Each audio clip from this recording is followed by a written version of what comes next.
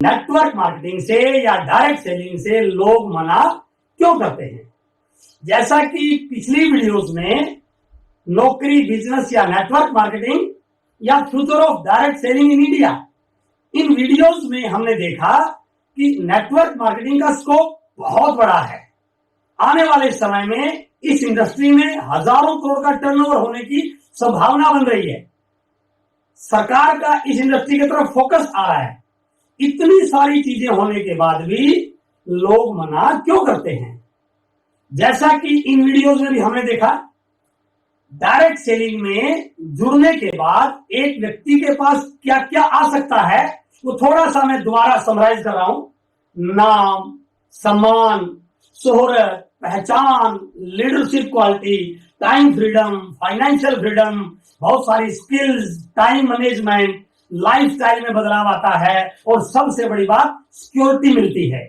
इतनी सारी चीजें मिलने के बाद भी लोग मना कर रहे हैं।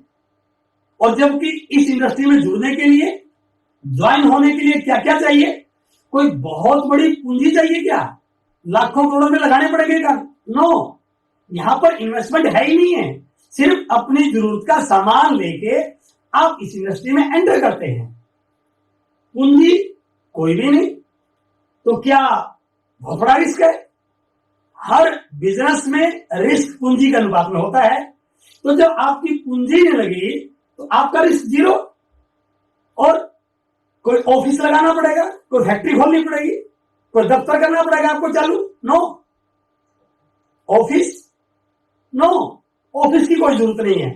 कोई फैक्ट्री लगाने की जरूरत नहीं है, कोई दुकान करने की जरूरत नहीं है। कोई क्वालिफिकेशन चाहिए, कोई डिग्री चाहिए, कोई एग्जाम होगा, कोई इंटरव्यू होगा? नो, कोई डिग्री नहीं।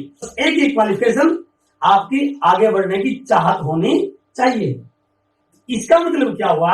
यदि एक व्यक्ति इस बिजनेस में आता है तो ज्वाइन करने के बाद ना पूंजी चाहिए, ना रिस्क कोई, ना कोई ऑफिस लगाना, ना कोई डिग्री की जरूरत, तो फिर कुछ चला जाएगा क्या उसका? जाने को तो कुछ भी नहीं है और आने को इतना कुछ। ये सब होने के बाद भी फिर भी लोग मना करते हैं, फिर भी लोगों की नो सुनने को मिलती है। आज अपन बात करेंगे वो क्या कारण है जिससे हम लोगों की नो को यस में कन्वर्ट कर पाए। बहुत इंपॉर्टेंट विषय आज का रहेगा। मैं क्या ऐसा अपने अंदर चेंज करूं, मैं अपनी बातों में क्या बदलाव लाऊं, मैं सामने वाले के साथ क्या डिस्कस करूं कि मेरी प्रोस्पेक्टिंग के बाद, मेरी प्लान शो के बाद मुझे नो कम से कम मिले और यस ज्यादा मिले। मेरा मानना है लोगों की ना करने के पीछे 5 मुख्य कारण हैं जिस पर आज अपन बात करने वाले हैं। सबसे पहला, सबसे इंपॉर्टेंट, लोगों के दिमाग में बनी हुई काल्पनिक धारणाएं। इन धारणाओं का सच्चाई से कोई रिलेशन नहीं है, लेकिन दिमाग में बैठा हुआ है। किसी ने दिमाग में बैठा दिया ये इंडस्ट्री अच्छी नहीं है, इसमें कुछ होने वाला नहीं है। उसने प्रैक्टिकल किया नहीं, लेकिन लोगों की कई सुनी बातें उस पर विश्वास करके वो एक बहुत बड़ी अपॉर्चुनिटी को मिस कर देता है। तो मैं एग्जाम्पल के द्वारा आपको इस पॉइंट को क्लियर होगा। वैज्ञानिकों ने इसके ऊपर एक एक्सपेरिमेंट किया कि कैसे धारणाएं सच्चाई से दूर होने के बाद भी लोगों के दिमाग में किस प्रकार से घर कर लेती हैं।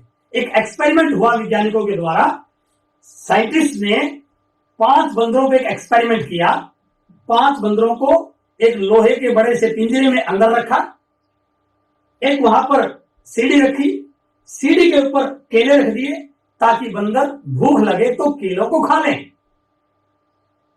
पिंजरे का दरवाजा बंद करके बाहर बैठ गया, लेकिन उसने चुपके से एक कोने में तेज पानी के प्रेशर का फुवारा लगा दिया, जिसका स्विच अपने हाथ में रख लिया और बाहर बैठ गया। और जैसे बंदरों ने केलों को देखा, केला बंदर का फेवरेट फ्रूट है, और भागा भागा एक बंदर उस सीढ़ी पर चढ़ गया और जैसे ही सीढ़ी पर चढ़ा एक केले को तोड़ा, और जैसे ही केले को तोड़ा वैज्ञानिक ने उस पानी के फुवारे का स्विच ऑन कर दिया और वो तेज प्रेशर का पानी जैसे ही इन 4 बंदरों पर पड़ा, ये जोर से चिल्लाए, अरे यार मर गए। और जैसे ही चिल्लाए उस बंदर के हाथ से केला नीचे गिर गया, और जैसे ही केला नीचे गिरा वैज्ञानिक ने फुहारे को बंद कर दिया। थोड़ा सा रिलैक्स हुए, बंदर ऊपर ही बैठा है, उसको लगा कि केला तो हाथ से गया, लेकिन कोई बात नहीं, मेरे पास और केले हैं। उसने फिर दोबारा केलों की तरफ हाथ किया, और जैसे ही केलों की तरफ हाथ किया फिर फुहारा ऑन, और फुहारा ऑन होते ही फिर पर पानी पड़ा, फिर चिल्लाए। अब जैसे ही चिल्लाए उसने हाथ को पीछे खींचा और दिमाग में एक बात स्ट्राइक कर गई, कहीं इन केलों का संबंध फुहारे से तो नहीं है। 1-2 मिनट के बाद सभी रिलैक्स हुए, बंदरों को लगा नहीं, केलों का फुहारे से कोई संबंध नहीं है, अभी ऊपर ही बैठा है। तीसरी बार सिर्फ केलों की तरफ देखा, और केलों की तरफ देखते ही फिर साइंटिस्ट ने फुहारे को ऑन कर दिया, और जैसे ही ये फुहारा तेज प्रेशर का इन बंदरों पर पड़ा, अब ये चिल्लाए नहीं, भाग के उस बंदर को पकड़ लिया, उसको नीचे उतारा और उसकी पिटाई कर दी। और पिटाई करने के बाद उसको बोला कि तेरे को केलों की पड़ी है, हमारे यहां जान पर बनाई। उसको लगा शायद जरूर कोई ना कोई इन केलों का संबंध फुहारे से है, और वो बंदर पिटाई होने के बाद साइड में एकांत में बैठ गया। 2-4-5 मिनट हुई, फुहारा बंद था। एक दूसरे बंदर के दिमाग में आया, हो सकता है ये कोइंसिडेंस हो, अभी तक फुहारा तो चला नहीं, मुझे ट्राई करनी चाहिए। और जैसे ही वो एक बंदर और चला, वो सीढ़ी तक पहुंचा भी नहीं था, फिर पानी का प्रेशर ऑन, और जैसे ही इनके ऊपर पानी पड़ा फिर ये चारों के चार उस 5वें बंदर पर टूट पड़े कि तेरे को पता नहीं क्या केलों के साथ पानी का कनेक्शन है, और इसकी भी धुनाई कर दी। अब 2 बंदरों की पिटाई हो गई, 3 अभी बचे हुए। दिमाग में सोच रहे कि केलों का कहीं ना कहीं कनेक्शन इस फवारे के साथ तो है, लेकिन भूख भी लगी हुई है। 2 पिटाई करवा चुके, 3 अभी बचे हुए। उन तीनों में से एक बंदर ने सिर्फ नीचे बैठे बैठे केलों की ओर देखा, और केलों की तरफ देखते ही फिर फुहारा ऑन, और उसकी भी पिटाई हो गई। अब 3 बंदरों की पिटाई हो चुकी। किस वजह से? एक ने केले को तोड़ने का प्रयास किया, ऊपर बैठा हुआ था, दूसरा सीढ़ी तक गया था, तीसरा सीढ़ी तक गया भी नहीं, वहीं बैठा बैठा था। अब सब बंदरों के दिमाग में ये बैठ गया, यदि केलों की तरफ देखा तो पिटाई हो जाएगी। अब 5 के 5 बंदर केलों की तरफ से मुंह मोड़कर बैठ गए कि इन केलों की तरफ देखना अच्छी बात नहीं है। अब वैज्ञानिक को पता चल गया, इनके दिमाग में मैंने फीड कर दिया कि केलों की तरफ देखना नहीं है। अब वैज्ञानिक ने फवारे को स्विच ऑफ परमानेंट कर दिया। अब फवारा नहीं चलेगा, फवारा बंद है, फिर भी इनमें से कोई भी केलों की तरफ देखने की हिम्मत नहीं करेगा। अब वैज्ञानिक वहां से उठकर गया और 10-20 मिनट के बाद फिर आता है, एक नए बंदर को लेकर गए, और क्या करता है, दरवाजा खोलता है पिंजरे का, नए बंदर को अंदर घुसा देता है और पुराने को बाहर निकाल देता है। अब 4 पुराने एक्सपीरियंस, एक नया। नए वाले को पता नहीं फवारा है, केले हैं, पिटाई है, कोई मालूम नहीं। और जैसे ही ये नया बंदर आया, केलों की तरफ देखा, तेज स्पीड से आगे बढ़ा, लेकिन फवारा तो बंद है। और जैसे ही आगे बढ़ा, ये 4 के 4 टूट पड़े, चिल्लाने लगे, तेरे को पता नहीं क्या, और इसकी धुनाई कर दी। अब ये बेचारा मन ही मन सोच रहा कि मैंने ऐसा क्या गलत किया, मेरी पिटाई कर दी। लेकिन अब दिमाग में आया, ये पहले से एक्सपीरियंस्ड हैं, इनका मेरे से ज्यादा अनुभव है, इन्होंने मेरे से पहले प्लान देख रखा है, शायद इनको पता होगा इन केलों में कुछ गड़बड़ है, इसलिए इन्होंने मेरे हित को देखते हुए मुझे यहां जाने से रोका।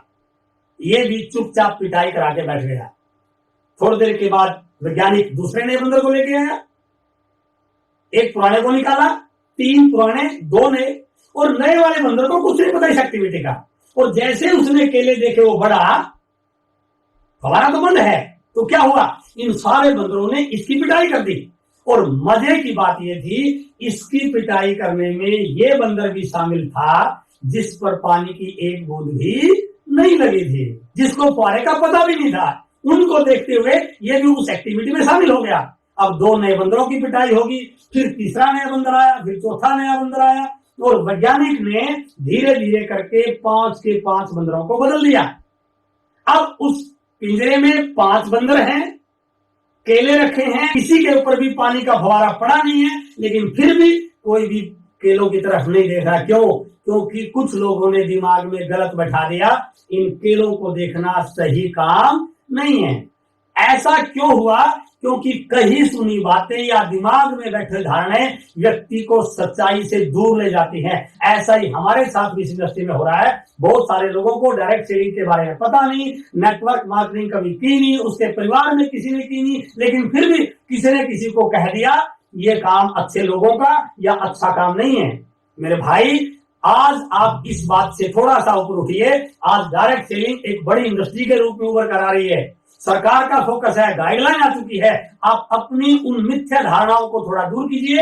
एक बार दोबारा मार्केटिंग प्लान को देखिए, इस बिजनेस की बढ़ती ग्रोथ को देखिए, और यदि आप इस बिजनेस की सच्चाई से रूबरू हो गए, मैं दावे के साथ कहता हूं आप इस बिजनेस को ज्वाइन करेंगे। दूसरा, पुराने कटु अनुभव। हो सकता है इन लोगों को नेटवर्क मार्केटिंग का पता ना हो, लेकिन हमें कुछ ऐसे लोग भी मिलेंगे जिनको नेटवर्क मार्केटिंग का अनुभव है, और पुराने अनुभव के आधार पर वो ये कह सकते हैं ये फायदे का सौदा नहीं है, मैंने करके छोड़ दिया, बड़ा नुकसान उठाया है। मेरे दोस्त, हो सकता है आप ऐसे सिस्टम में गए हो जहां पर पैसे का इन्वेस्टमेंट हो सकता है आपका पैसा खराब हुआ हो सकता है सही ढंग से आप समझ ना पाए हो, लेकिन इसका कतई मतलब ये नहीं है कि सारी कंपनियां गलत हैं या सारा सिस्टम गलत है। ये कतई जरूरी नहीं कि जो पहले हुआ वो आगे भी होगा। अब एक एग्जांपल देखिए, आप किसी के घर पे जाते हैं, कई दिनों के बाद गए, आपकी खातिरदारी करने के लिए, आपकी सेवा करने के लिए, आपका स्वागत करने के लिए गुलाब जामुन लेके आए, लड्डू लेके आए, चाय लेके आए, और आपने आराम से 2 गुलाब जामुन खा लिए, लड्डू भी खा लिया, और अब चाय पीने का मन करा। और जैसे आपने चाय की चुस्की ली, आपको मजा नहीं आया, चाय फीकी लगी, क्योंकि आप दोस्त के घर पे गए हैं और आपने दोस्त को बोला कि यार भाभी जी चीनी डालना भूल गई क्या?